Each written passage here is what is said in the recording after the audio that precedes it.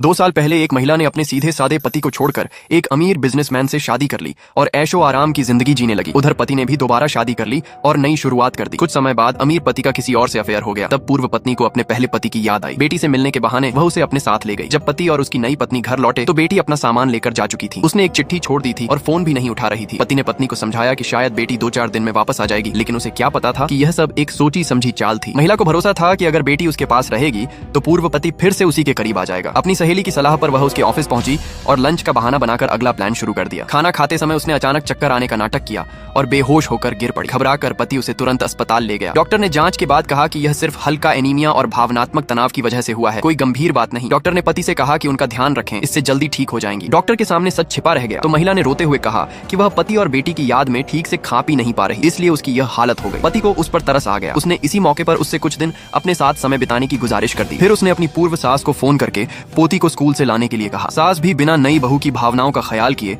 उसके लिए खाना बनवाकर अस्पताल पहुंच गईं और पूरे समय उसकी चिंता करती रहीं। उनका मानना था कि चाहे तलाक हो चुका हो लेकिन वह उनकी पोती की मां तो है। अस्पताल से निकलते समय डॉक्टर ने अच्छा खाना खाने और दवा लेने की सलाह दी। साथ ही पति से पत्नी का ध्यान रखने को कहा। वह बताना चाहता था कि दोनों का तलाक हो चुका है, लेकिन महिला ने तुरंत बात काट दी और बैग से बेटी की फोटो दिखाकर ऐसा जताया जैसे वे अब भी पति पत्नी हो। इसके बाद पति उसके घर जाकर उसके लिए काढ़ा बनाने लगा और घर के छोटे मोटे काम भी सिखाने लगा, क्योंकि पहले वह कभी ये काम नहीं करती थी। उसकी देखभाल देखकर महिला ने फिर कहा कि कुछ दिन यहीं रुक जाए, क्योंकि उसे दोबारा चक्कर आ सकते हैं। उधर घर पर नई पत्नी को पति का मैसेज मिला कि वह एक सहकर्मी की देखभाल के कारण आज घर नहीं आएगा। वह समझ गई कि उसे झूठ बोला जा रहा है। अगले दिन पति के लौटने पर उसने साफ पूछा, क्या तुम्हारे मन में अब भी उसके लिए जगह है? पति ने इनकार किया, लेकिन कहा कि वह आखिर उसकी बेटी की मां है। यही बात दोनों के बीच बड़ी बहस का कारण बन गई। महिला की पहली चाल सफल होती दिख रही थी, क्योंकि पति पत्नी के रिश्ते में दूरी बढ़ने लगी थी। सास भी बेटे को रोकने के बजाय चुप रही। असल में महिला उन्हें महंगे तोहफे और कंगन देकर अपने पक्ष में कर चुकी थी। दूसरी ओर नई बहू पूरे घर का ध्यान रखती, बेटी को पढ़ाती और उसे अपनी सगी बेटी की तरह प्यार देती थी। यह सब देखकर सास के मन में भी